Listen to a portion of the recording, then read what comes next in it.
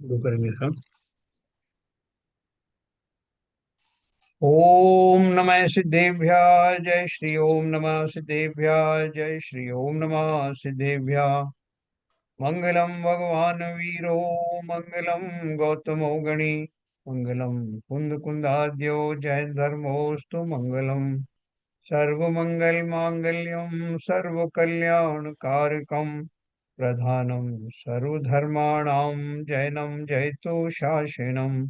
जैनम जयतु शासनम जैनम जयतु शासनम। नमः समय साराय स्वानुभूत्या चकाशते चित्स्वभावाय भावाय सर्वभावांतरच्छिदे। आचार्य कुंद कुंद द्वारा रचित समय सार ग्रंथ के अंत में दिए गए परिशिष्ट में वर्णित आत्मा की प्रमुख 47 शक्तियों के बारे में हम पढ़ रहे हैं, जिसमें अब तक हमने 19-20 शक्तियों के बारे में पढ़ा।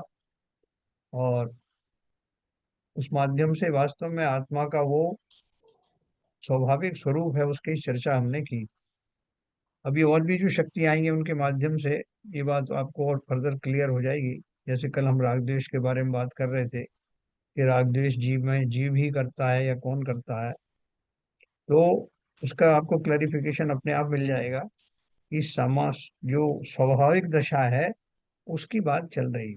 संसारी अवस्था में तो बहुत कुछ होता है, बहुत से विभाव परिणाम होते हैं जिन्हें हम व्यवहार भी कह देते हैं, अज्ञान दशा भी कह देते हैं, कर्मों का संयोग भी कह देते हैं।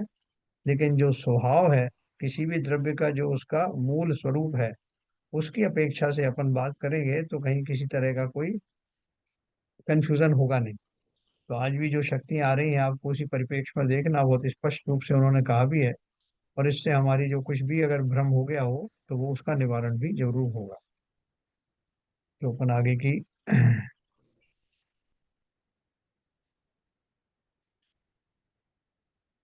देखो, अपन ने भोक्तृत्व शक्ति के बारे में, अभोक्तृत्व शक्ति के बारे में पढ़ा था। निष्कर्ष के रूप में कहा जा सकता है कि अकृतृत्व शक्ति के कारण आत्मा राग आदि का अकर्ता है और अभोक्तृत्व शक्ति के कारण राग आदि का अभोक्ता है। देखो, पर संयोगों की बात नहीं कर रहे हैं। जब वो संयोगों से रहित हो जाता है तब उसकी जो शक्ति है, जो मूल स्वरूप है, उसकी बात होती है। जैसे हम पानी की बात करते हैं कि पानी का स्वभाव शीतल होता है, और भी जो पानी के जो गुण है वो गुण हमेशा रहते हैं। उस पानी को आप जो है शराब में मिला दो, ठीक है, तो उसमें जो शराब के जो कण हैं, जो अल्कोहल के कण हैं, वो अलग रहते हैं। उनके संयोग के कारण पानी को भी शराब कह दिया जाता है। लेकिन हम सब जानते हैं कि उसमें पड़ा हुआ पानी तो अपने मूल स्वभाव में ही है। उसका स्वभाव तो वो जो शीतल स्वभाव है, जो कुछ है, वो वैसा ही क्या वैसा है। उसका संयोग किसी और से हो सकता है, लेकिन जैसे गर्म पानी करते हैं तो गर्म पानी में भी अग्नि का संस्कार होने से वो किंचित आपको गर्म दिखाई देगा, लेकिन अग्नि का संस्कार हटते ही वो अपने मूल स्वभाव में लौट आता है, शीतलता में लौट आता है। ठीक उसी प्रकार से आत्मा यदि कपड़े का निकल दे। कर्मोदय के कारण अगर आत्मा विभावों विभाव भावों में उद्यत होता हुआ दिखाई देता है तो भी स्वभाव से वो वैसा नहीं है। और यहाँ सब स्वभाव की बात चल रही। तो यहाँ उन्होंने ये कहा कि निष्कर्ष के रूप में कहा जा सकता है कि अकृतृत्व शक्ति के कारण आत्मा राग आदि का अकर्ता है। यानी उसकी शक्ति ही ऐसी है, मूल स्वभाव ही ऐसा है कि वो रागों का कर्ता होता नहीं। और पानी के लिए अपन कह रहे हैं था कि पानी का मूल स्वभाव ही ऐसा है कि वो उष्ण नहीं होता। तो उष्ण नहीं होता का अर्थ क्या है कि जब वो अपने स्वभाव में होता है तो उष्ण नहीं नहीं रहता। पर के संयोगों की बात नहीं चल रही। स्वभाव उसका जब भी स्वाभाविक दशा में होगा वो शीतल ही होगा, और वही उसकी स्वाभाविक दशा है। तो यहाँ भी वो बात कर रहे हैं कि चूंकि अकृतृत्व शक्ति आत्मा का स्वभाव है, इसलिए वो राग आदि का कर्ता नहीं है। और अभोक्तृत्व शक्ति के कारण राग आदि का अभोक्ता है। वो किसी को भोगने का, जैसे कि जो भोगने के भाव आते हैं, ये जिस तरह से उस रूप परिणमन होता है। अपन एक बात पढ़ी थी, जैसे घड़ा रूप बनने की अकृत शक्ति पड़ी थी और अभोक्ता शक्ति भी पड़ी थी, कि वो जो उस द्रव्य में संपूर्ण रूप से आच्छादित हो जाए वही उसका कर्ता है, वही उसका भोक्ता है। लेकिन यहाँ जो है, अभोक्तृ शक्ति के कारण से जो पर पदार्थ हैं, उन पर पदार्थों का, राग भी पर पदार्थ है, उनका वो उसके अंदर में किसी तरह से उसका द्रव्य में वो मिलता नहीं है, और इसलिए वो उसका कर्ता या भोक्ता दोनों ही नहीं। इस प्रकार अकर्तृत्व शक्ति और अभोक्तृत्व शक्ति की चर्चा के उपरांत अब निष्क्रियत्व शक्ति की चर्चा करते हैं। है ना, आपने बड़ी बड़ी पूजन पढ़ी होगी, जुगल जी की पूजन पढ़ी, सिद्ध पूजन पढ़ी होगी, और सब में लिखा है अरे वह निष्क्रिय तत्व विशेष। बहुत सारी पूजन में आपको मिल जाएगा, शास्त्रों में तो है ही। निष्क्रिय तत्व कहा है आत्मा को, निष्क्रिय क्यों कहा? बोले साहब फिर तो हम बिल्कुल जड़ हो गए। निष्क्रिय का अर्थ यहाँ जड़ नहीं है। देखो निष्क्रिय का अर्थ क्या है, ये अपन पढ़ते हैं। निष्क्रियत्व शक्ति 23 नंबर। इस 23वीं निष्क्रियत्व शक्ति का स्वरूप आत्मख्याति में इस प्रकार दिया गया है। निष्क्रियत्व शक्ति समस्त कर्मों के उपरम, उपरम यानी अभाव से प्रवर्तित होने वाली आत्म प्रदेशों की निष्पंदता स्वरूप है। आत्मा का वर्तमान में संसारी दशा में कंपन होता है ना, उसके प्रदेशों में कंपाए कंपायमान होते रहते हैं प्रदेश, जिसे हम योग का नाम से जानते हैं। लेकिन ये तो मना ही कर रहे हैं। क्या बोल रहे हैं? निष्क्रिय निष्क्रियत्व शक्ति समस्त कर्मों के अभाव से प्रवर्तित होने वाली आत्म प्रदेशों की निष्पंदता स्वरूप है ना। यानी तीनों योग समाप्त हो जाएंगे तो जो दशा प्रकट होगी उसमें आत्म प्रदेश ठहर जाएंगे।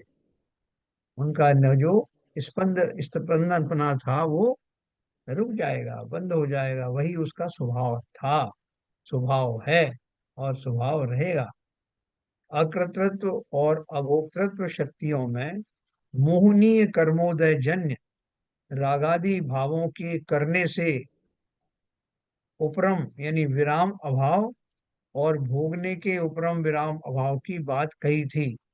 तो अब यहाँ निष्क्रियत्व शक्ति में संपूर्ण कर्मों के उपरम यानी विराम और अभाव से होने वाली आत्म प्रदेशों की अकंप दशा की बात कर रहे हैं। है ना। एक लाइन, एक शब्द और पढ़ता हूँ फिर अपन डिस्कस करेंगे। तात्पर्य यह है कि भगवान आत्मा कर्मोदय जन्य आत्म प्रदेशों के कंपन रूप योगों से भी रहित है, अकंप स्वभावी है, निष्क्रिय है। किसी को कोई डाउट हो तो पूछिए। अब इसको विवेचन करिए तभी समझ में आएगा। को भाई साहब, क्योंकि अकंपनी योग योग से कंपन तो होता है, हाँ तो अकंपनी कैसे क्वालिफाई कर दिया? हाँ। हाँ यही यही यही मैं पूछ रहा था। अब अगर ये ये इसी को मेरा डाउट था, ये कैसे, ये अकम्पन रूप कैसे लिख दिया उन्होंने? हाँ देखो क्या लिखा है उन्होंने, कि एक एक दशा ऐसी आती है आत्मा की जब वो अयोगी हो जाती। कौन सी दशा होती है वो? सिद्ध, केवल सिद्ध केवल दशा। केवल ज्ञान होने चौदहवा के बाद गुण, सिद्ध सिद्ध सिद्ध अवस्था में पहुंच जाते हैं। 14वें गुण स्थान में भी उसके योग सब समाप्त हो जाते हैं। जी। हाँ। है ना, अयोगी हो जाता है जी। हम्म। हम्म, तो वो किस ओर बढ़ रहा है? अपने स्वभाव की ओर बढ़ रहा है आत्मा, की विभाव की ओर बढ़ रहा है उस समय? स्वभाव की ओर। स्वभाव की ओर बढ़ रहा है। तो पूर्ण स्वभाव उसका कब होगा? जब वो योगातीत हो जाएगा। और सिद्धों के सिद्धों का कंपन होता नहीं है। नहीं होता। तो अच्छा। सिद्धों से कंपेयर कर लिया करो, ओके ओके। कि सिद्ध दशा से कंपेयर करो, आपको स्वभाव में कहीं कोई भ्रम नहीं होगा। है ना। तो यहाँ भी वही बात कही, देखो अपना आपको अच्छे से समझाता हूँ, कि अकर्तृत्व और अभोक्तृत्व शक्ति संसार में दिखाई देती है व्यवहार से, जैसे कल बहन जी बता रही थी। और व्यवहार सब संसारी जीवों तक ही सीमित रहता है। जब हम निश्चय नय की बात करते हैं तो निश्चय नय का अर्थ क्या है? कि समस्त बाह्य दशाएं, समस्त बाह्य संस्कार योग आदि सबके समाप्त होने पर जो नेचुरल अवस्था, स्वाभाविक अवस्था प्रकट होती है, उस अवस्था की बात कर रहे हैं। आत्मा की स्वाभाविक दशा राग आदि से रहित होकर के ही रहती है, वही उसका स्वभाव है। किसी भी तरह का पर पदार्थ, किसी भी तरह का पर चिंतन, वो आत्मा का स्वभाव नहीं। तो जिसे हम कर्तृत्व कहते हैं, कर्तृत्व किसका करेगा? हम किसी करने को बोलते हैं, "साहब कुछ करो धरो, क्यों खाली बैठे हुए हो?" तो करो धरो का हमारा कहने का अर्थ यही होता है कि पर में कुछ करो। ये सामान यहाँ से उठा के वहां रख दो, उसको डांट टपट दो, उसको बुरा भला कह दो, उधर से धन ला करके यहाँ इकट्ठा कर दो। ये जो हमारा संदेश होता है कुछ करने का, वो पर में ही करने का होता है। आज तक किसी ने ये नहीं कहा कि भैया ये आत्मचिंतन बंद करो। क्या जरा है इसमें? अपने बारे में चिंतन क्यों करते हो? हमारे बारे में करो, दूसरों के बारे में करो। और संसार तो फिर भी ऐसा कहेगा, क्योंकि उसका स्वार्थ इसी में लगा हुआ है। लेकिन ये जो कुछ करने की बात होती है जिससे संसार परिचित है, वो पर में करने की ही बात है। और जीव, जीव तो क्या, कोई भी द्रव्य पर में कुछ करता नहीं। और खुद में करने के लिए इसलिए कुछ है नहीं, है खुद खुद में के करने करने के का लिए कुछ जो है। है नहीं। हाँ, नहीं, जो खुद करने का है उसे लोग वो जानते निष्क्रिय हैं। है। नहीं, निष्क्रिय क्यों है, मैं बताऊंगा आपको। जो खुद में करने की, अपन जो संसारी जीवों की भाषा में बात कर रहे हैं, कर्तृत्व और भोक्तृत्व क्या है, ये संसारी भाषा में है। हाँ कि बिल्कुल पर सही। का कुछ कर लो, पर को कुछ भोग लो, संसारी चीजों को भोग लो, पंचेंद्रिय के विषयों को भोग लो। जो तुमको, तुम्हारे अंदर में उसके प्रति ललक आई है, राग आदि आए हैं, उनको भोगो। खुश हो जाओ उसमें, ये मेरा बेटा है, ये मेरा फलां है, आज कितना अच्छा भोजन बना है। ये सब राग आदि, इनको भोगो। क्या मजा आएगा आप जब तक आप उसमें जो है वो रस नहीं लोगे। अपन बोलते हैं ना, ये कितना अच्छा भोजन बना है, इसमें थोड़ा रस लो ना, तब आपको आनंद आएगा। तो संसारी जीव जो बात करते हैं कर्तृत्व और भोक्तृत्व की, वो पर पदार्थों की ही करते हैं।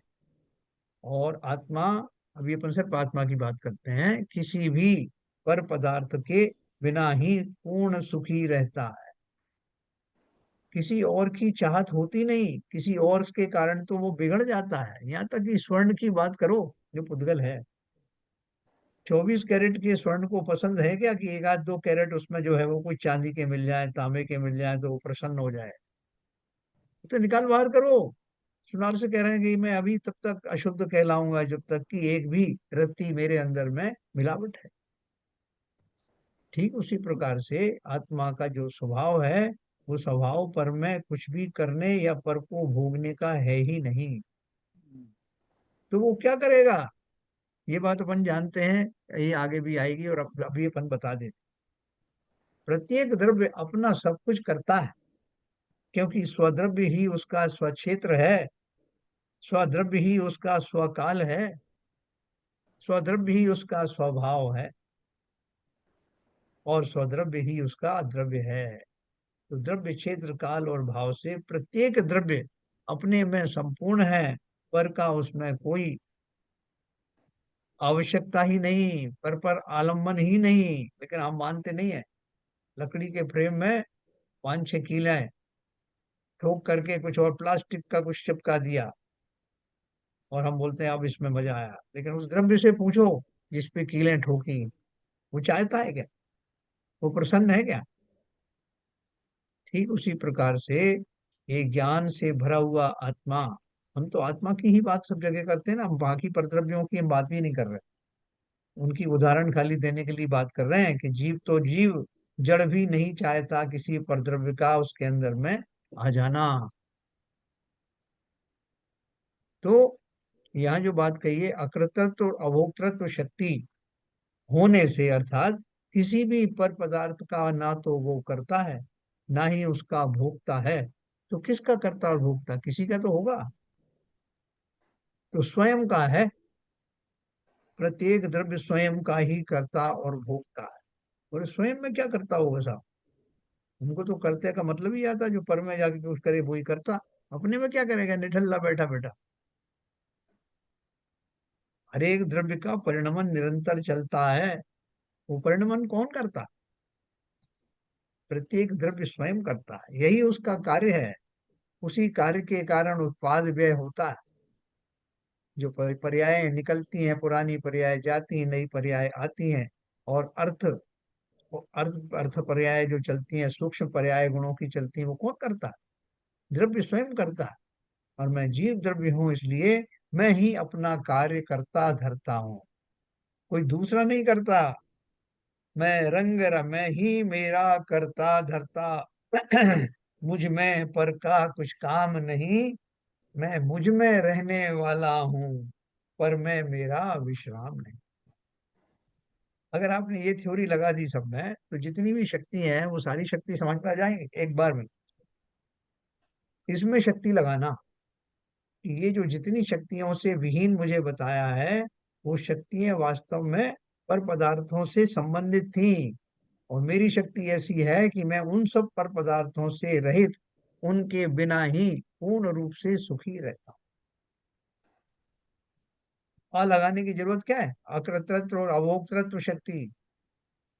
क्योंकि कर्तृत्व शक्ति और भोक्तृ शक्ति जो हम पहचान जाएंगे, सब इनका जो है कार्य करने का, इनकी बड़ी सब इनके अंदर में वो है। मोदी जी को देखो आप, 18 घंटे काम करते हैं, कितना कार्यशील है। और भोक्तृत्व के बारे में बोले साहब, फला फला को देखो साहब, वो 3 3 बार जो है 40 40 लड्डू खा जाता, और सभी पंचेंद्रिय के विषयों का भोग करता है, और शरीर जरा भी किंचित कमजोर नहीं होता। धन्य है साहब, क्या महिमा है। हम उन भोगों की बात, भोगने की बात को एडजेक्टिव की तरह यूज करते हैं, विशेषण की तरह यूज करते हैं। अरे साहब, कितना इनकी बात, क्या महिमा है। और अगर हम कहें कि इसको किसी चीज की चाहत नहीं, ये बिना किसी चीज के अपने आप में प्रसन्न रहता है, संपूर्ण सुखी रहता है, तो हमें कोई विशेष महिमा नहीं आती। अब ये भी कोई जीवन जीना है?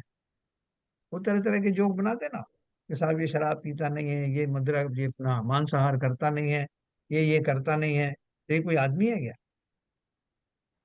वो अपने हिसाब से बनाते हैं जो, क्योंकि उनको लगता ही है कि जीवन इसी का नाम है। अगर हम ये कहें कि संपूर्ण रूप से किसी पर ये निर्भर नहीं, तो उसका कितनी महिमा आती। वो महिमा हम नहीं पहचानते, इसलिए ये आचार्यों को कहना पड़ा कि ऐसी शक्ति नहीं है, या ऐसी शक्ति है। अब वो अकर्तृत्व शक्ति का अर्थ क्या है? कर्तृत्व शक्ति नहीं है, कर्तृत्वपना नहीं है, कर्तृत्व का बोझा ये आत्मा ढोती नहीं। कि कौन से कर्तृत्व की बात चल रही?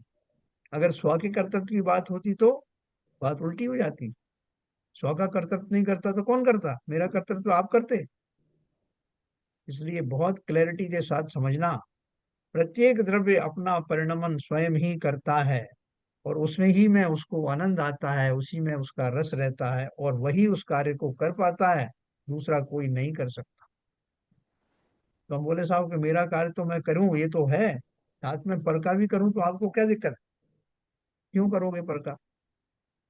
पर का करोगे तो आपका आधा उपयोग उधर चला जाएगा, और फिर हमारा सिद्धांत बाधित हो जाएगा कि एक द्रव्य दूसरे द्रव्य का कुछ नहीं करता। इसीलिए नहीं करता, उसको अपने से फुर्सत कहाँ है। तो बहुत निश्चिंत होकर के ये सिद्धांत को अपना लेना। एक द्रव्य दूसरे द्रव्य का कुछ नहीं करता, नंबर वन। दूसरा, प्रत्येक द्रव्य अपने में ही सब कुछ करता है, अपने में ही कर पाता है, और वही उसका आनंद का कारण है। अगर मैं दूसरे का कर पाता तो फिर दूसरे का कर्ता हो जाता, दूसरी वस्तुओं का भोक्ता हो जाता, फिर मेरा आनंद कहाँ रहता? मैं मुझ में ही संपूर्ण रूप से पूर्ण हूँ, और इसलिए ये शक्तियां कहना पड़ा। ये सब कैसे है? आप कुछ करते क्यों नहीं? क्यों? मेरे अंदर में, मेरे अंदर ही क्या, समस्त द्रव्यों के अंदर ये अकृतृत्व शक्ति है, अभोक्तृत्व शक्ति है। अपने अतिरिक्त, अपने माल के अतिरिक्त किसी और के माल को ना वो करते हैं, ना उसको भोगते हैं। इतनी दृढ़ता के साथ आचार्यों ने कहा, और इसी दृढ़ता से अगर हम इसको समझेंगे तो हमारे सारे विकार, हमारे सारे भ्रम टूट जाएंगे। और ये सहज बात है। हर एक द्रव्य वो द्रव्य बना ही इसलिए रहता है क्योंकि उसके योग्य परिणमन वो द्रव्य स्वयं करता है। दूसरा करेगा, दूसरे को पता ही नहीं। आप बोलते हैं जिसका काज उसी को साजे। मेरा काम मैं कर सकता हूँ, दूसरा नहीं कर सकता। तो इसलिए देखो, अब वो बात चल रही है निष्क्रिय तत्व की, क्या बात है ना? क्या उन्होंने बोला है? अकृतत्व और अभोक्तृत्व शक्तियों में मोहिनी कर्मोदय जन्य, मोहिनी कर्मों से उत्पन्न होने वाले रागादि भावों के करने से विराम अभाव और भोगने के उपरम की बात कही थी। इसमें विराम और अभाव का अर्थ क्या है? औपशमिक सम्यक्त हुआ। औपशमिक सम्यक्त का अर्थ क्या है? कि वो कुछ काल के लिए वो मिथ्यात्व भाव रुक गए, और पूर्ण अभाव का हुआ क्षायिक सम्यक दर्शन हो गया। तो क्षायिक भाव के होते पूर्ण अभाव हो जाता है, औपशमिक भाव के होने पर वो उनमें विराम लगता है। इसलिए वो बोल रहे हैं अब यहाँ निष्क्रियत्व शक्ति में संपूर्ण कर्मों के विराम और अभाव से होने वाली आत्म प्रदेशों की अकंप दशा की बात कर रहे हैं, है ना। निष्क्रिय शक्ति का अर्थ क्या है? आत्मा का जो क्रियापना था वो योगों से हो रहा था। योग के कारण इसको काय योग, वचन योग और क्या बोलते, मन योग, मन वचन और काय योग जो चल रहे थे, उनके प्रवृत्ति के कारण ही जीव को कार्यकारी माना जा रहा था, चंचलपना माना जा रहा था, उस कार्यों में संयुक्त माना जा रहा था। अब अगर वो योग संपूर्ण रुक जाएं, पहले तो मंद होने लगते हैं। आपने देखा उसमें एक सीढ़ी वो पड़ता है कि पहले जो जो मन मन योग चला जाता है, फिर वचन योग चला जाता है, और काय योग फिर लास्ट में जाता है। उसकी एक सीक्वेंस है। तो सारी टेंडेंसियां समाप्त हो जाती है। क्यों समाप्त कर रहे हो? तो मुझे अच्छी दिशा में ले जा रहे हो कि बुरी दिशा में ले जा रहे हो? भाई साहब अच्छी दिशा में ले जा रहे हैं, इसलिए आपके जो जो बेकार के अलंकरण थे उन सबको हटाया जा रहा है भाव में आप। जा रहे हैं। हैं, कहाँ जा रहे हैं? स्वभाव में। स्वभाव में। बिल्कुल सही कहा। तो पहले तो हम इस बात के लिए तैयार हो ना, कि जब हमको कोई जो भी हमारे प्रति हो रहा है, हम कौन सी दिशा में जा रहे हैं। आप कहोगे अरे साहब आपने इतनी सारी मेरी शक्तियां छीन ली, और आपने मेरे जो है अब ये आत्मा के प्रदेशों का कंपायमान होना भी बंद कर दिया। अब क्या करोगे आप? मुझे बिल्कुल निष्क्रिय कर दोगे क्या? फिर मैं क्या करूंगा? तुम्हें निर्भर कर रहे हैं। किसी व्यक्ति से कहा कि भाई साहब आप अभी जो है भोजन वोजन की व्यवस्था कैसे करते हो? बोले साहब मैं अपना धन कमाता हूँ, किसी पे निर्भर नहीं रहता मैं, और बहुत सारा धन कमाता हूँ, स्वयं के लिए ही नहीं अपनी 3 पीढ़ी के लिए तैयारियां करता हूँ। अच्छा, फिर उसके बाद क्या करते हो? बोले उससे मैं उत्तम उत्तम पदार्थ खरीदता हूँ। पहनने ओढ़ने की बात तो दूर है, खाने की बात मुख्य रूप से करो, कि उसमें तरह तरह के व्यंजन रोज मेरे यहाँ बनते हैं, और रोज मैं उनका सेवन करता हूँ। तो बोले कि आपको कोई तकलीफ नहीं होती है भोजन को? का एक तकलीफ आएगी साहब, वो तो बड़े रस वाली बात है। तो कभी कभी आपका हजमा वाजमा भी खराब होता, वहाँ कभी हो जाता था। फिर उसके बाद क्या हुआ? बोले साहब जैसे जैसे बुढ़ापा आ रहा है, थोड़ी मेरा अब वो खाने की शक्ति कम हो रही है। मैं चाहता था कि पहले जैसी हो, लेकिन नहीं रह पा रही, और जो भी खाता हूँ वो पूरी तरह से हजम भी नहीं होता। और एज बढ़ती है तो साहब वो मुझे जो है वो अपच हो जाती है, कॉन्स्टिपेशन हो जाता है। लेकिन फिर भी तो आप भोजन करते क्यों? बोले मैं फिर क्या करूं, और दूसरे कर लिया करेंगे आपकी जगह। बोले ऐसा थोड़ी होता। अगर ऐसा हो जाए तो बहुत बढ़िया है, मेरी जगह पे दूसरे भोजन कर लें। तो बोले कि नहीं, अभी आपको एक व्यवस्था करते हैं कि आपको इधर उधर कहीं जाने की जरूरत नहीं, जहाँ आप बैठे हो वहीं आपकी भोजन की थाली आ जाएगी, सुपाच्य भोजन आएगा, और आपको जो है कुछ नहीं करना पड़ेगा। लेकिन तो बहुत बढ़िया बात है। तो ये मेरी जो है टेंशन काफी कम हो गई, ना मुझे कमाने की जरूरत है, ना भोजन बनाने की जरूरत है, थाली सीधी आई, खाना शुरू कर दिया। बोले खाने में भी आपको थोड़ा परिश्रम करना पड़ता है ना, कब कौन सा खाऊं, पहले इसको खाऊं कि उसको खाऊं, फिर कहीं ये हजमा खराब ना हो जाए। अब ऐसा करते हैं कि थाली सिस्टम बंद कर देते हैं। बोले फिर क्या करोगे? बोला बिना थाली के ही आपको आनंद आने लगेगा भोजन का, भरपूर सारा भोजन आपका, और आपको फिर को कहीं जाने की जरूरत नहीं। बोले ये तो बहुत बढ़िया बात है, लेकिन आएगा ना, टाइम टाइम पे आता रहेगा ना? बोले हाँ टाइम टाइम पर आता रहे, वो फिर ठीक है।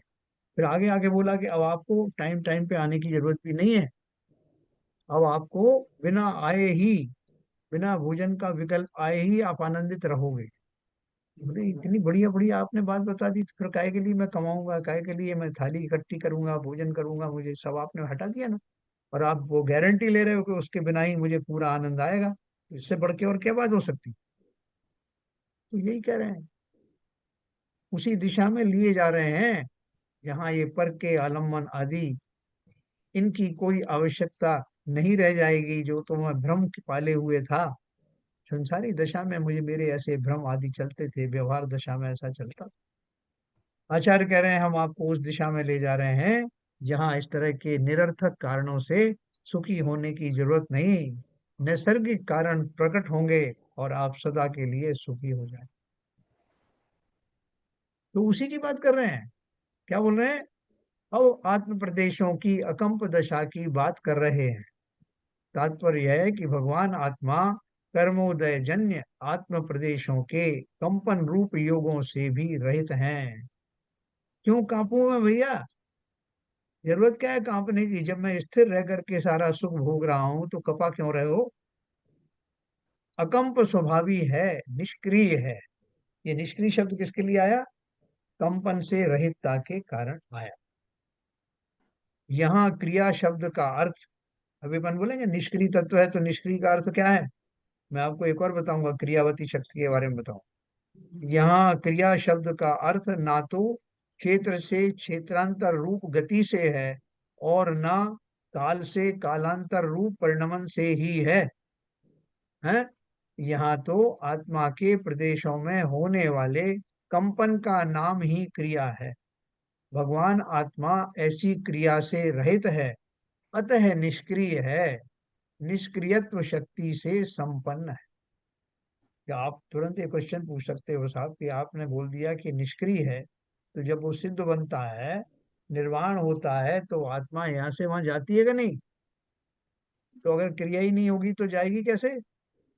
क्षेत्र से क्षेत्रांतर कैसे होगी?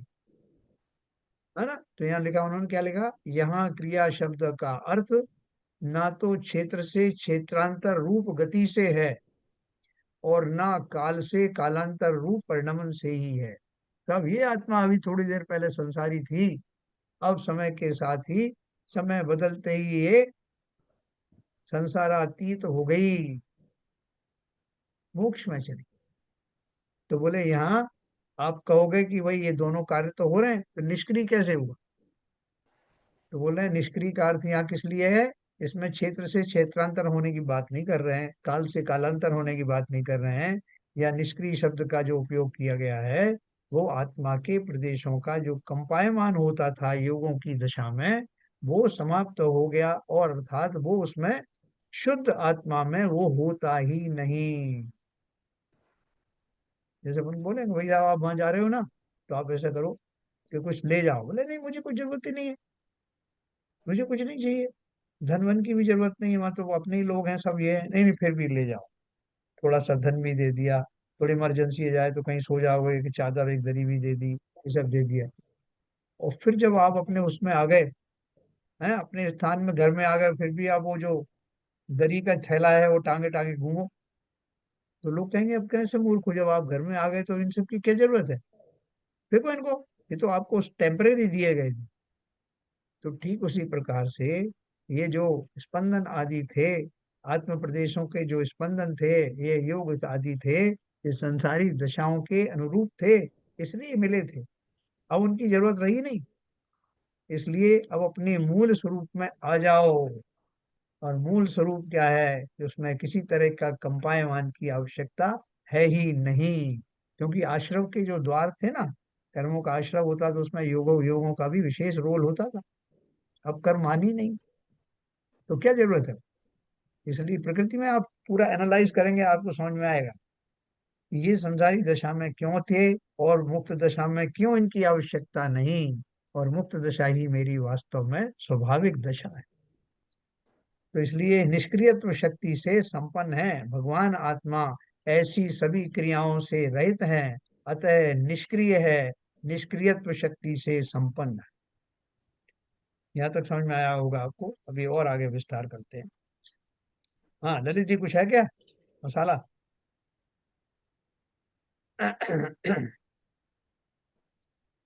नहीं एक्चुअली जैसे जब क्षय हो गया है कि वही ज्ञानी है तो क्षय हो आवाज गया। नहीं आ रही बराबर, आवाज। जब कर्मों का आप क्षय हो गया हाँ तो जो आत्मोद्देश्य कंपन है, योग है, ये भी खत्म हो गए। बस, तो सिंपल बात। शुद्ध अवस्था में शुद्ध अवस्था होगी जब भी कर्म नहीं है, कर्म का कर्म क्षय है हो ही नहीं। चुका है, कर्मण शरीर जो है खत्म हो चुका है। बिल्कुल, जो आश्रम के द्वार से योग उसमें प्रमुख था, उसकी जरूरत भी नहीं रही। अब अपन धीरे धीरे कहाँ जा रहे हैं? घर जा रहे हैं।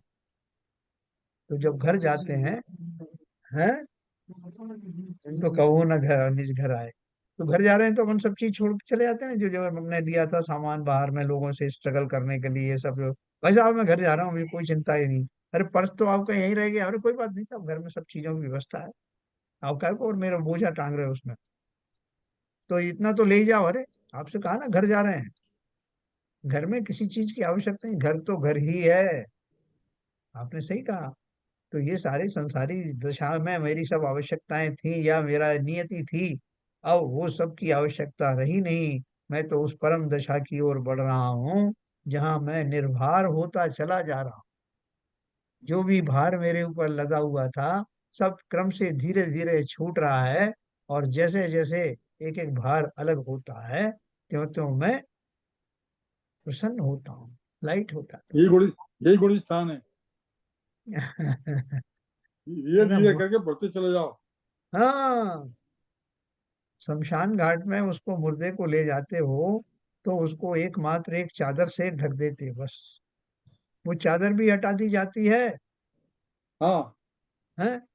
नहीं कहते कि साहब मेरे पिताजी हैं, इनको तो अब लाद दो गहनों से, सोने से, बड़े आदमी थे, इनने बहुत पैसा कमाया जीवन भर, इनको तो लादे, पूरी तरह से लाद दो साहब, स्वर्णाभूषणों से क्यों इनको रिक्त कर रहे हो? आपने सिर्फ एक चद्दर उनको उड़ाई, बोले ये भी फेंक देंगे अभी। जब संसारी दशा में जीव उस पर्याय से मुक्त होते समय किसी तरह का भार सहन नहीं करता, भार नहीं दिया जाता, तो फिर मुक्त अवस्था में अपने परम धाम में जाते समय अंतर बाहर समस्त परिग्रहों का त्याग क्यों ना हो, वही मुक्त दशा है, वही निर्भर दशा है ना। तो देखो, आत्मा अब तक ऊपर क्यों नहीं गया? बोले ऊर्ध्वगमन उसका जो ऐसे अग्नि का जो स्वभाव होता है ऊर्ध्वगमन, वैसे ही आत्मा का स्वभाव है, मगर क्यों नहीं जा रहा है? क्योंकि निर्भर नहीं हुआ। निर्भर होते ही 7 राजू क्रॉस करके ऊपर चला जाता।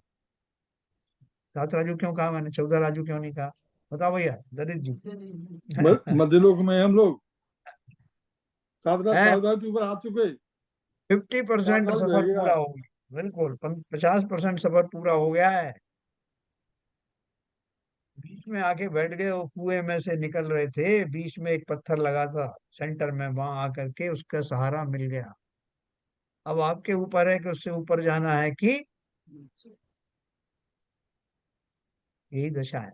7 राजू की बात रह गई है, 7 राजू तो क्रॉस करके आ गए। तो वो मेरा पुरुषार्थ, इसी को पुरुषार्थ कहते हैं, यही मेरे वीर गुण का की पर्याय है।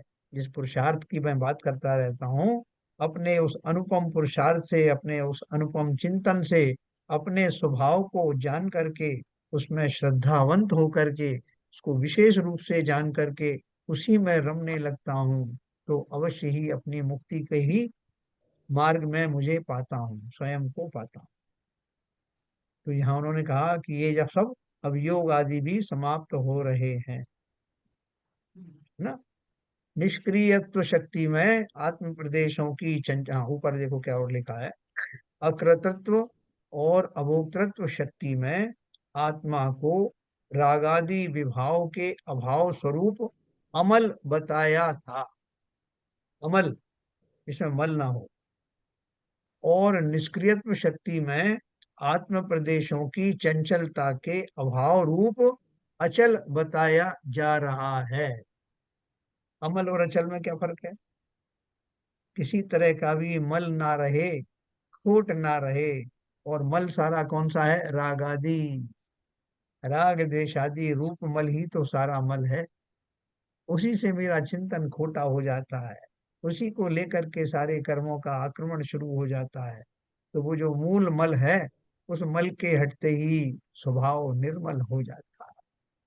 तो बोल रहे हैं अकर्तृत्व और अभोक्तृत्व शक्ति में आत्मा को रागादि भाव के अभाव स्वरूप अमल बताया था। कौन सी दशा में? शुद्ध दशा में। उसको ये रागादि भाव नहीं होते, इसलिए अकर्ता है, इसलिए अभोक्ता है, रागादि से विहीन वह आत्मा अमल है। बोले फिर अचल क्या क्या करोगे? अचल शब्द भी तो है ना, वो उसका बता रहे।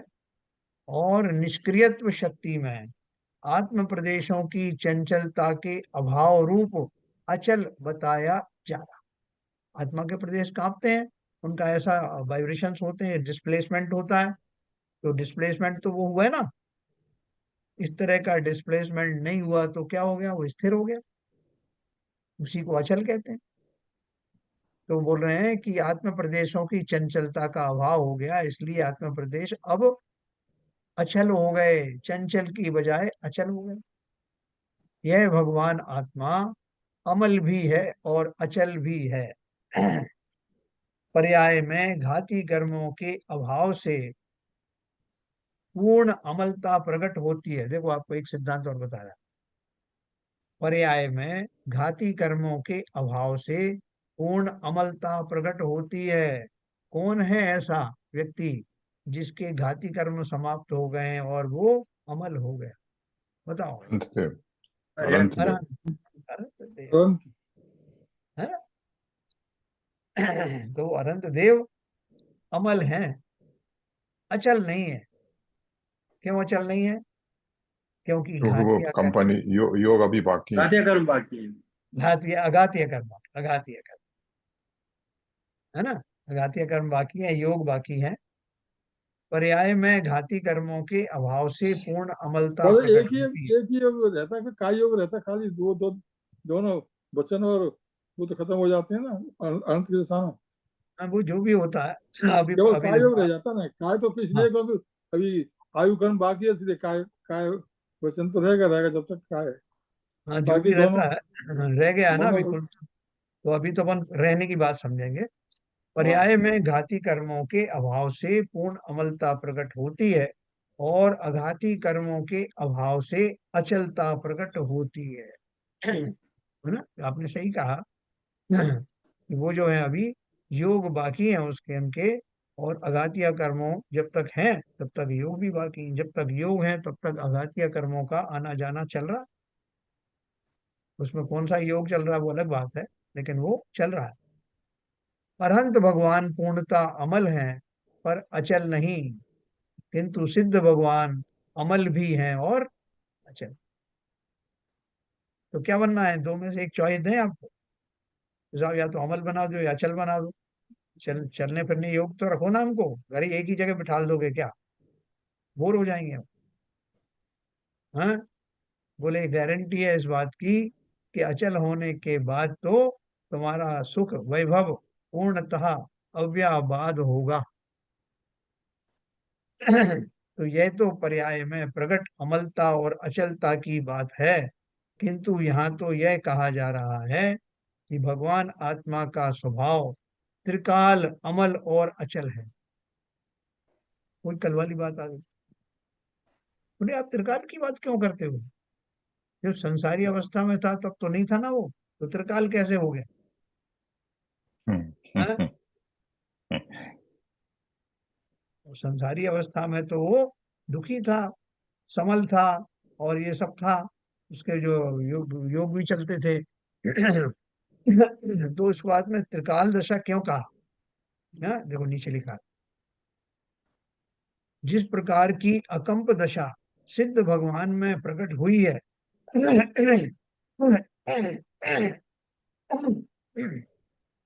उसी प्रकार की अचलता आत्मा के स्वभाव में सदा विद्यमान है, क्योंकि उसमें निष्क्रियत्व शक्ति है। निष्क्रियत्व शक्ति का कार्य ही यह है कि वह आत्मा को सदा अचल रखे। तो वो शक्ति उसमें तब भी मौजूद थी कि नहीं? जैसे मैंने आपको पानी का उदाहरण दिया कि भले ही पानी को अग्नि पे गर्म करने से वो उसकी पर्याय में गर्म दिखाई देता है, लेकिन उस क्षण भी आत्मा का, इस जल का जो स्वभाव है वो शीतल है कि नहीं है? जल का स्वभाव शीतल ही है। जिसका अग्नि का स्वभाव हमेशा उष्ण रहेगा, चाहे उसको एयर कंडीशन कमरे में जला दो,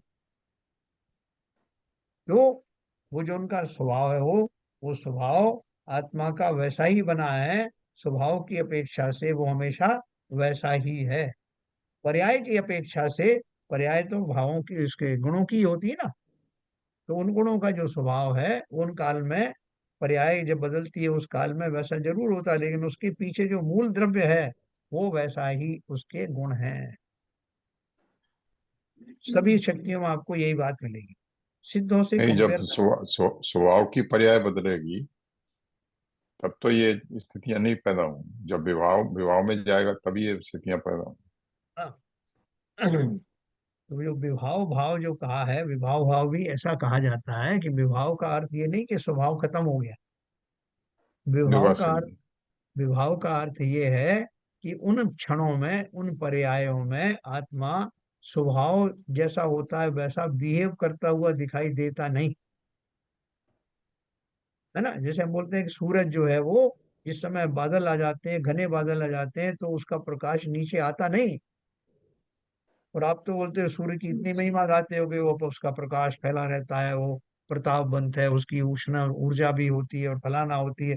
हम तो सीधे नीचे बैठे रहे उसके, बादलों की छांव में, ना तो प्रताप था ना उसके, वो तो प्रकाश था, कुछ नहीं था। तो वो एक पर्याय विशेष थी। उस पर्याय विशेष के ऊपर चमकने वाला सूरज अभी भी उसी शक्ति के साथ चमक रहा। ठीक उसी प्रकार से इन विभाव रूपी पर्यायों के आने पर स्वभाव का विनाश नहीं होता। स्वभाव वैसा ही होता है। स्वभाव कहते ही उसे हैं जो कभी अलग ना हो। अलग हो गया तो द्रव्य ही समाप्त हो जाएगा। प्रत्येक द्रव्य का जो स्वभाव है, उस स्वभाव के कारण ही वह द्रव्य उस रूप में बना हुआ है। अगर उसका स्वभाव एक क्षण के लिए भी समाप्त हो जाए तो वो द्रव्य का नाश हो जाए। ये बात मैं आपको समझा पाया नहीं? क्या ललित जी, थोड़ा टाइम लगेगा इसको एब्जॉर्व करने नहीं, में? उसका स्वभाव है, वो तो रहना ही है, उसका स्वभाव बदल गया तो फिर आवाज नहीं आ रही सर। आपका ये जो आपका माइक है थोड़ा सा पावरफुल बना दो यार, जिससे हम लोग सुन सकें, हम थोड़े बहरे हो आवाज नहीं आती ललित जी। रहे तो द्रव्य का अगर स्वभाव बदल गया तो द्रव्य बदल जाएगा ना। ऐसे स्वभाव तो उसका स्वभाव से ही पहचान है उस तरफ की आत्मा है, बस उसकी ये बात पहचान आप, उसी से है, पृथ्वी का पृथ्वी के स्वभाव से है। सिंपल जो फार्मूला है जो अपना डिस्कशन में आया वो ये है कि अगर एक क्षण के लिए भी किसी द्रव्य का स्वभाव बदल जाए तो द्रव्य का नाश हो जाए, द्रव्य रहेगा ही द्रव्य बदल जाएगा। नहीं। है ना। इसलिए ये कंसेप्ट है कि जो विभाव भाव आदि रूपी जो पर्याय हैं, पर्याय पुरानी आती है, नई पर्याय बनती है, द्रव्य वैसा ही बना रहता है, क्योंकि उसका मूल स्वभाव स्वरूप कभी बदलता नहीं। और इसके दर्शन होते हैं जब वो अपने समस्त पर्यायों से, ये जो बाह्य पर्याय हैं उनसे निकल करके अपने शुद्ध स्वरूप में पूर्णतः प्रकट होने वाली पर्याय में आता है। तब मालूम पड़ता है कि इसका स्वभाव कैसा था। है कि अभी मेरे चारों तरफ रंग चढ़े हुए हैं होली के। अब कोई ने कहा साहब ये काले रंग के हैं, इनका रंग थोड़ा सा गेहुआ है, कोई बोलता नहीं ये तो बहुत गोरे नारे हैं, तो कैसे पता लगेगा? बोले इन्हें स्नान कराओ अच्छे से, सारे रंग निकाल दो इनके, तब पता पड़ेगा कि इनका ओरिजिनल रंग क्या है। तो यही तो है, ये पर्याय रूपी सारा रंग जब निकल जाएगा, और वो कब निकलता है, उसको सिद्ध दशा में होने वाली पर्याय से कंपेयर करो और फिर बोलना कि यही इसका स्वभाव था। ठीक है सर, थोड़ा आगे चलें, कुछ थोड़ा सा हल्का हुआ अपना कंफ्यूजन? ललित जी अभी नहीं, तो कोई भी था ही, कंफ्यूजन नहीं इसमें तो। वेरी कोई गुड कंफ्यूजन वेरी था गुड। ही नहीं। बहुत बढ़िया। लास्ट पैरा रह गया सर। हाँ लास्ट पैरा। हाँ बराबर। जिस सिद्ध प्रकार की अकम्प सीधे सिद्ध बन गए, सीधे सिद्ध जिस बन गए, प्रकार तब की छोड़ दिया अकम्प बीच में। दशा, मैंने ये अपन ने पढ़ा था लेकिन बहुत जोर नहीं दिया। जिस प्रकार की अकम्प दशा सिद्ध भगवान में प्रकट हुई है, उसी प्रकार की अचलता आत्मा के स्वभाव में सदा विद्यमान है। ये मैंने पढ़ा था शायद। क्योंकि उसमें निष्क्रियत्व शक्ति है। निष्क्रियत्व शक्ति का कार्य ही यह है कि वह आत्मा को सदा अचल रखे। अजर अमर अमल सिद्धों की पूजन करते हो, पूजन करना रोज। एक सिद्ध की पूजन भी अपने उसमें लिस्ट में बना के रखना, और आपको ये सारे गुण देखने को मिलेंगे, याद दिलाने के लिए मिलेंगे कि मेरा स्वभाव क्या है। अरे वह निष्क्रिय तत्व विशेष, युगल जी ने लिखा है सिद्ध पूजन। और भी बहुत सारा लिखा है, बहुत सारी पूजन जो भी आप पढ़ोगे उसमें सब में मिल जाएगा आप। तो आप आत्मा को निष्क्रिय कह रहे हो। हमको तो इसी बात पे बहुत गुस्सा आता है कि आत्मा इतना पुरुषार्थ वाला, जो राम के रूप में रहा, जो रावण के रूप में रहा, जिसने बड़े बड़े पुरुषार्थ किए, चक्रवर्ती रहा, कामदेव रहा, और आप उसको निष्क्रिय कह रहे हो हैं। भैया वो निष्क्रियत्व तो उस आत्मा का स्वभाव है। उसी स्वभाव की प्राप्ति के लिए तो रामचंद्र जी ने तपस्याएं की, सभी महापुरुषों ने जो है तपस्याएं की। नहीं तो वो क्यों छोड़कर चले आते, क्यों उस दशा को अपनाते जिसमें ये सारे राग रंग से हमेशा के लिए मुक्ति मिलने वाली थी। इन्हीं का तो दुख था, इन्हीं का संकट था। अब मैं ये करूं कि मैं वो करूं, समस्त विकल्पों से रहे। तो इसलिए बोल रहे हैं, जिस प्रकार की अकंप दशा सिद्ध भगवान में प्रकट हुई है, उसी प्रकार की अचलता आत्मा के स्वभाव में सदा विद्यमान है। क्योंकि उसमें निष्क्रियत्व शक्ति है। निष्क्रियत्व शक्ति का कार्य ही यह है कि वह आत्मा को सदा अचल रखे। है, उद्गल द्रव्य जो है आपको उड़ता हुआ नजर आ रहा है। ये कागज है साहब, ये उड़ता रहता है। तो मैं तो यही मानूंगा कि इसके अंदर में क्रियावती शक्ति है, क्रियत्व शक्ति है, निष्क्रियत्व नहीं है। और इस उड़ना इसका स्वभाव है।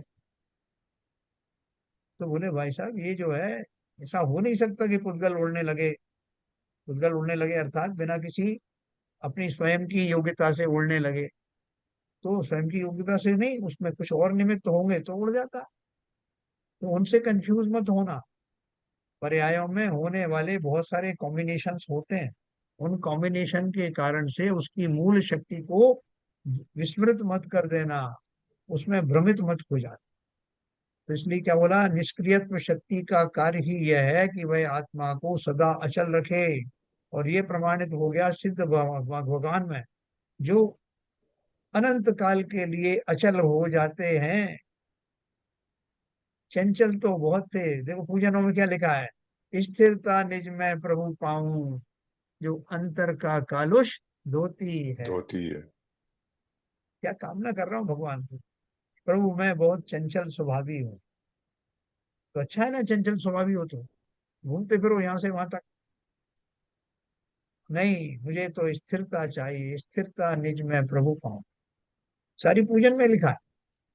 तो स्थिरता चाहिए, निर्मलता चाहिए, निर्मलता कह लो, अमलता कह लो, ये सब चीजें क्यों चाहिए, क्योंकि मुझे मेरे स्वभाव में पहुंचा दो ना, मुझे मेरे घर भेज। नहीं चाहिए मुझे ये सब विभूतियां, ये सब। इन्हीं के वजह से तो भ्रमित था, भटक रहा था, संसार के दुखों को झेल रहा था, 84 लाख योनियों में भटक रहा था। मेरे अपने चंचल चिंतवन के कारण ही ये चंचलता मेरी नियति बन गई थी।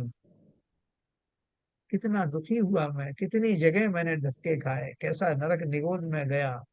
ये सब इसी चंचलता के कारण तो था। मुझे मेरे स्वभाव में पहुंचा दो, निष्क्रियत्व शक्ति का मुझे पूर्ण आलम्बन दिला दो, और मुझे सिद्ध बनाओ। बन गए सिद्ध, अगर तुम वास्तव में मन से चाहते हो तो बस बनने में क्या देर है।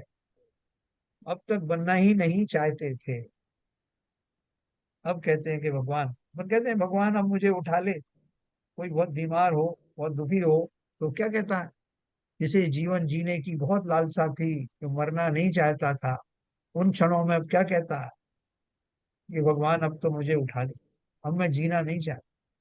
क्यों नहीं जीना चाहते भाई?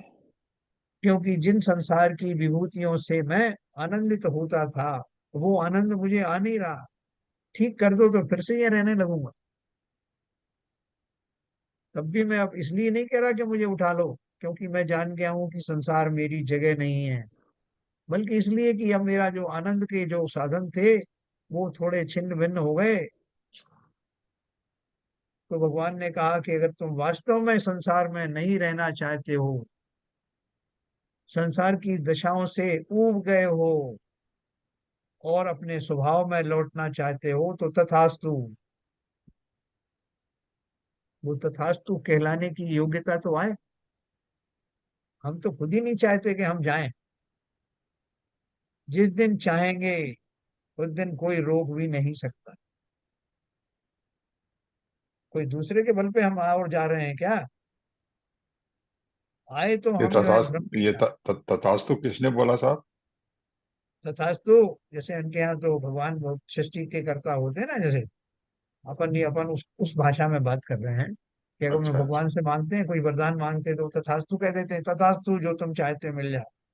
उसी अपेक्षा से वो सिमली लेते हुए मैं कह रहा हूँ कि जब आपके भाव इस योग्य होंगे, तो वो जो सो कॉल्ड भगवान है वो भी कहेगा नहीं, अब तुम वास्तव में चाहते हो तो तथास्तु, जैसे तुम्हारी चाहत है वैसा ही हो, तुम मुक्त हो जाओ। भगवान की जगह हम प्रकृति की बात करते हैं कि प्रकृति में भी यही व्यवस्था है कि जिन क्षणों में मैं इस योग्य होता हूँ, पूर्ण निष्ठा के साथ ये चाहता हूँ कि संसार में मुझे रहना नहीं, मुझे अपना स्वरूप समझ में आ जाता है और मेरा परमानेंट क्षेत्र कहाँ है, परमानेंट जगह कहाँ है। जब मैं ये जानता हूँ, हूँ शुद्ध हूँ सिद्ध समान, हाँ? शुद्ध हूँ निराकुल सिद्ध निराकुल सिद्धों सम, भवलोक हमारा वासा ना। पाषाण। ये बात जब अंदर से निकलेगी, तब तब ये क्षेत्र से क्षेत्रांतर पर्या परमानेंटली हो जाऊं। मैं ही इस बात को करके मानूंगा, कोई मुझे ना रोक सकता है ना मुझे भेज सकता। ये मैं ही करके दिखाऊंगा। जिस क्षण मैं पूर्णतः निशंक हो जाऊंगा, किसी तरह की मुझे शंका अपने स्वरूप में और अपनी वर्तमान पर्याय में नहीं रहेगी, उसी क्षण मेरा मोक्ष गमन होगा। सभी सिद्धों ने यही कहानी चरितार्थ की है और मैं भी करने वाला हूं।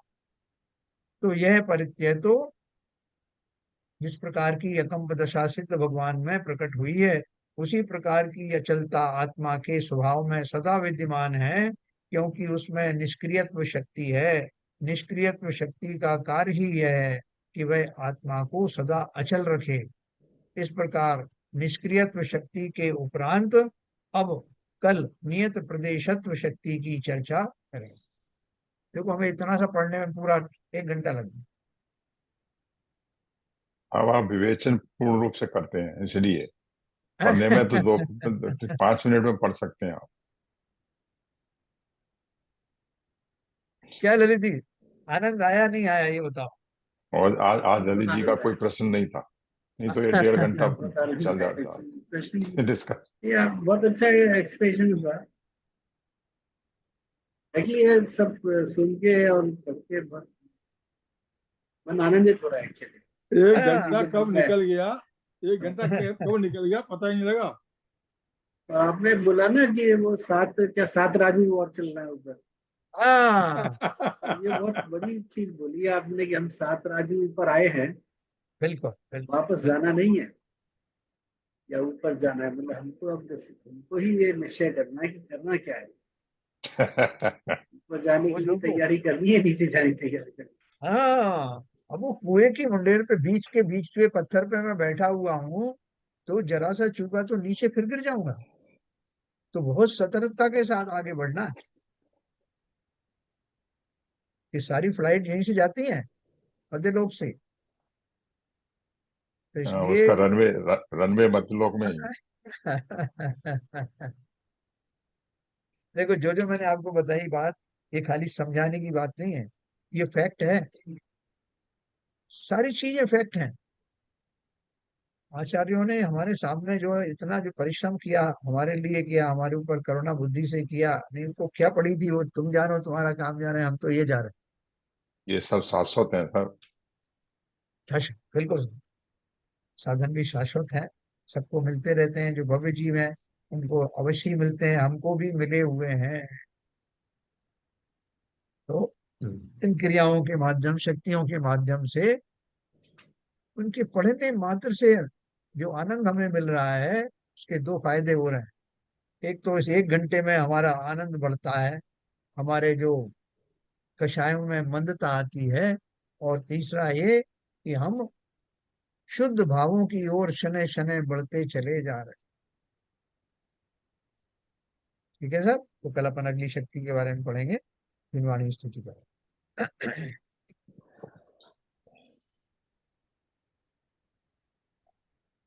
प्रकाश में तो ज्ञान की प्रकाश में तो आप